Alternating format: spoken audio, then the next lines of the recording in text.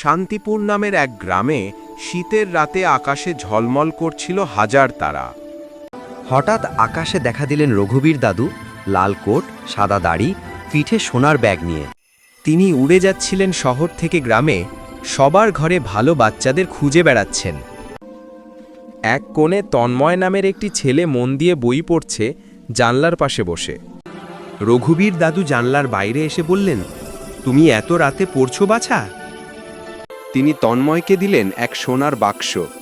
ভেতরে ছিল জাদুর কলম আর কার্ড।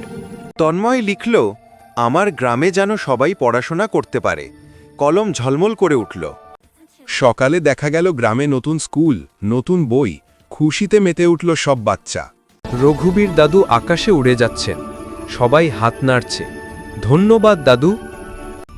আকাশে ভেসে উঠল লেখা, ভালো কাজই সবচেয়ে বড় উপহার।